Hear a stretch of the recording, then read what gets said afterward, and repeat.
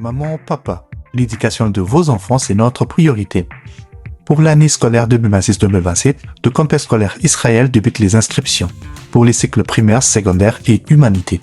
Nos options: pédagogie, sciences commerciales, littéraires, coupe et couture. Avec plus de 32 ans d'expérience, les complexes scolaires Israël sait s'adapter à l'évolution technologique. C'est pourquoi nous encadrons vos enfants sur le plan numérique. Notre adresse, le complexe scolaire Israël se trouve au numéro 149 avenue de l'École, quartier Kintsuka, commune de Ngaliema, référence Brikin. Pour tout contact, appelez-nous au plus 243 890 800 841 ou au plus 243 890 800 847. Avec le complexe scolaire Israël, l'éducation de vos enfants, c'est notre priorité. Bonjour, bonsoir mes frères et sœurs, merci pour la confiance, merci Bandeko partout, Bozali, et Sangoza Makasi, ya okuta na lisusu, ça fait des jours, oyo toko okuta na ba format ya motine de yote, mais toko okuta na kamuke pona ko analyser sur autre chose. Merci beaucoup na Congolais nyonso, ya bonne qualité, oyo azako pesa biso confiance. Akotika misala na ye akofongola biso pona kotala ce qui se passe, pona kozo information ya malonga, pona kozo analyse ya malonga, pona koyeba comment makambo lekanaka. Merci beaucoup partout bozali, botika biso te, continuez à nous donner la force. Na ko aimer ba vidéo na biso, na ko commenter yango positivement, na ko partager yango. C'est le lengi wana de tokende liboso. Merci pour votre partenaire na biso nyonso basala biso confiance. On rappelle moto nyonso dans la posa kolekisa message na yi.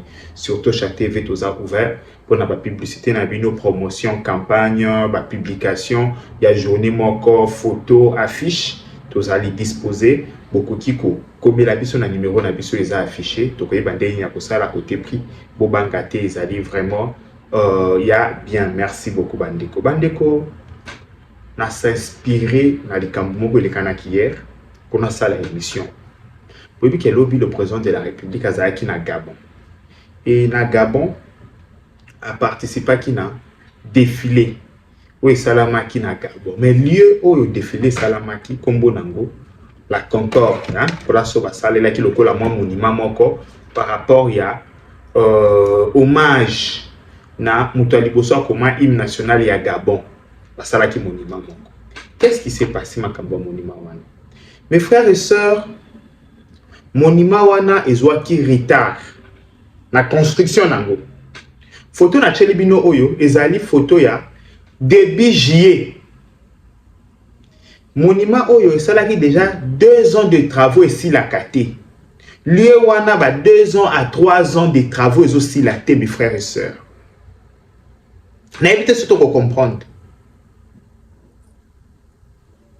Misale kendake si la raté. Un jour, le président gabonais a accueilli kaka na début ya mois na katikati ya mois ya juillet. Accueilli ba ebisi que non moyen tout ça il a défilé à Ouezate parce que la Concorde est aussi la tenté. Bande ko na ete so ko comprendre likamuna koloba. Toza awa na photo na chelibino mupanzi bokomona ke tozali na juin, début juillet, fin juin, début juillet. Makamuna ko episa bino yeza il y a 47 jours. Il y a 47 jours ici ko ezalaki boy. Bandeko, j'aimerais que Bolanda, le président gabonais, comment il a réagi. Et c'est ce qui s'est passé. J'ai compris. Je t'ai dit que je veux que ce soit fini le 17 août. À partir du 16, je viens faire une dernière visite. Et je veux trouver tout ça déposé. Ne me raconte pas des histoires. Toi, avec tes amis de Dubaï, ceux qui ont mangé ton argent, avec qui tu as travaillé, tu as tout payé. Mes frères et sœurs, pourquoi on s'inspirer dans les Cambo? Le président de la République a commis à Gabon. Le président de la République dit au président gabonais, n'a journaliste à lobby, ils ont la même vision avec le président gabonais. Mais nous avons aussi le même problème à Kinshasa Arena, où on a vu un ministre des Finances débarquer avec M. Gilles Alinguetti, ancien inspecteur général de la finance, va bloquer Misala, va bloquer Misala pendant des années. Et tozo tala na boye na misu tozo seka. Ah eloko ezo sila te. To tala na misu tozo seka. Ba master nanga o basala kana Kinshasa Arena ba ebisinge koma kaka ba obenga de lo mwa 10 personnes bo kende botombola libende wana. Bo sala mwa boye, bo sala mwa boye. Mes frères et sœurs, j'ai l'impression que na Congo, ceux qui va pesi ba tout marché, ba sundole li bango marché. Ba sala nango bango balingi. Et quand je dis ça, vous allez voir les gens qui ne sont pas assez intelligents. Te moni, yo oza mutua chef, oza ko combattre chef, koloba bongo te. Je ne sais pas si vous comprenez. La question c'est que c'est comprendre. Mes frères et sœurs, dans le Bible, Kinshasa Arena ezalaka programmé que misala et bandana 2023 et si là au plus tard na 2025. Biso ye tokomi ko kende na 2027. Bandeko, dans le biso oyo tokomi ko kende na 2027. Est-ce que vous voyez Kinshasa Arena être inauguré en 2026? Mais bandeko tala la Concorde. Tangu kaka Brice Olingaya ebisi bango ke bo mata, bo kitana na posa na mona yango le 17 août. Bandeko monsieur le président, otambola ki na la Concorde de toté. Nako tuna monsieur le président son excellence Félix Antoine Tshisekedi Tshilombo. Tango ke na Gabon, omoni la Concorde de toté et sili toté. Tonga mutu nazako yebate. Dans lobby na monsieur le président Félix Antoine Tshisekedi Tshilombo son excellence. Tango a komi na Gabon, a kiti na Rolls na ye. A kiti. Amoni la Concorde de toté. Maintenant ko senga na monsieur le président, na ko yebisa monsieur le président peut-être a monaka vidéo oté. La Concorde oyo na mois ya juillet ezalaka na no chantier. Bandaki ko lobake misala ekoki ko sila au plus tard. Na katikati ya mois ya juin. Na yebite so vous comprendre. Ba yebisa ki président Brice Olingi que misala ekozo esusu une année. Mais misala isili na 45 jours comment? Bandeko, ça c'est quel pays où les gens n'ont plus peur du chef de l'État? Nako tuna, ça c'est quel pays où les gens n'ont plus peur du chef? Chef, mes frères et sœurs, na émission que projet à ministère batuba ocha sérieux, mais projet à présidence les gens savent que l'eau vous a la tête ou t'orlandé la zate. Bandeko, je vous dis que le ministère moko à côté les maboabi non ça projet tel, ba tcheli un peu sérieux.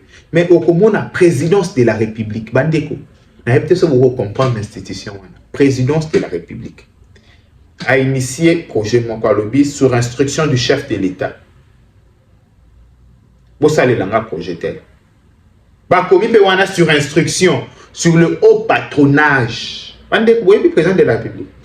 Pour la bomona président hôtel. Je vous comprendre dans un an. Bandeko. Imaginez Nalikambo associé comme président de la République. Ça veut dire que solution. Bandeko. Ça veut dire que nous sommes. Ça veut dire que financement est un problème été. Mais ce qui va se permettre, il y a que ça un projet initié par le chef de l'État, président de la République. Batubazo se permettre. Mon ami un bon matin, moi je suis ministre des Finances, Batumi Soussou, na blocaki yango, ba exonération pe samaki mabe. Et le président regarde. Il regarde. Ba conseil à chef. Bazotala, bazo ate na makambuna bango. Bandeko. Tala la Concorde. Monsieur le président, tango komi moni Gabon. Tango kiti na Rolls. Au Moni Gabon. Olobini. Olobini, monsieur le président. Question. Tant que monsieur le président a commis à Gabon, à Moni Gabon, à Lobini.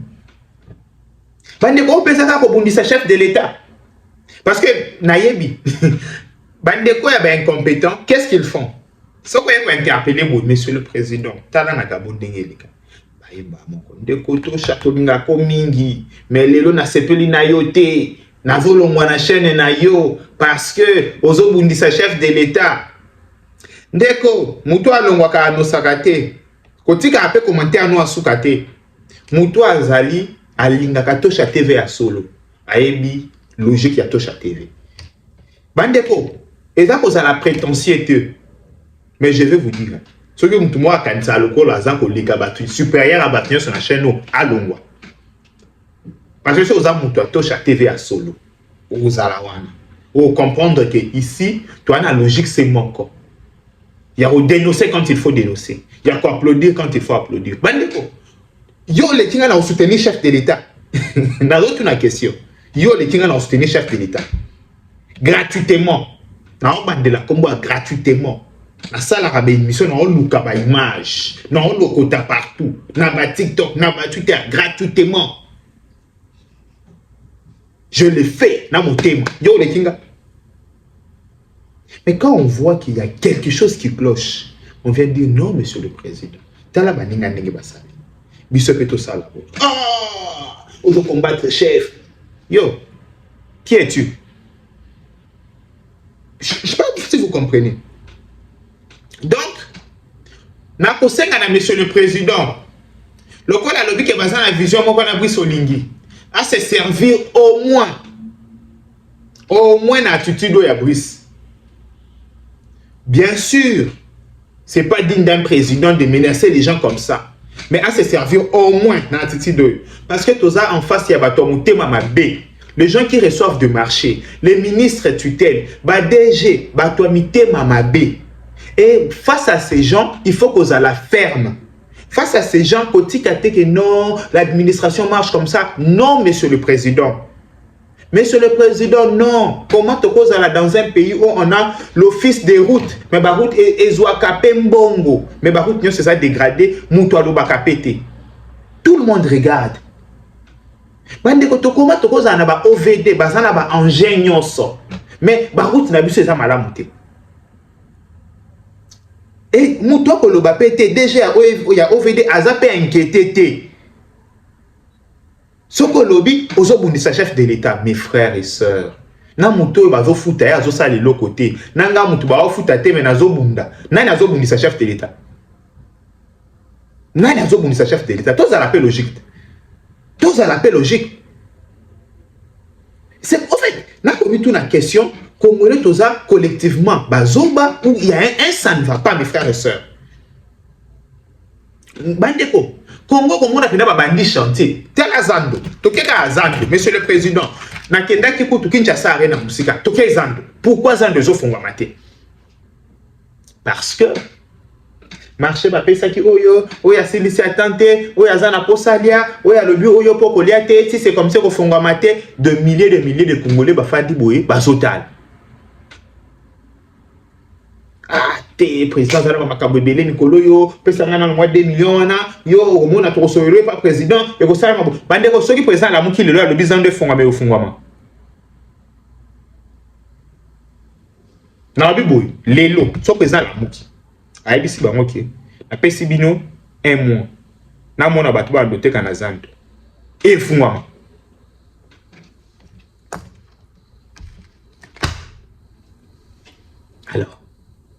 Alors, c'est comme ça, de retour sous ouais, parce que le but de retour, ça soit menti, photo qui t'a na douceur. Merci beaucoup, na bande de cognon, so apesi confiance. Toko ça la juste pour Namboka. On peut pas être là. Toko mona kembo que ça ko sombrer. To fanda to kanga maboko, c'est pas dans nos habitudes. Merci beaucoup. Bye bye. Ciao. Maman, papa, l'éducation de vos enfants, c'est notre priorité. Pour l'année scolaire 2026-2027, le campus scolaire Israël débute les inscriptions pour les cycles primaires, secondaires et humanité. Nos options: pédagogie, sciences commerciales, littéraires, coupe et couture. Avec plus de 32 ans d'expérience, les complexes scolaires Israël sait s'adapter à l'évolution technologique. C'est pourquoi nous encadrons vos enfants sur le plan numérique. Notre adresse, le complexe scolaire Israël se trouve au numéro 149 avenue de l'École, quartier Kintsuka, commune de Ngaliema, référence Brikin. Pour tout contact, appelez-nous au plus 243 890 800 841 ou au plus 243 890 800 847. Avec le complexe scolaire Israël, l'éducation de vos enfants, c'est notre priorité.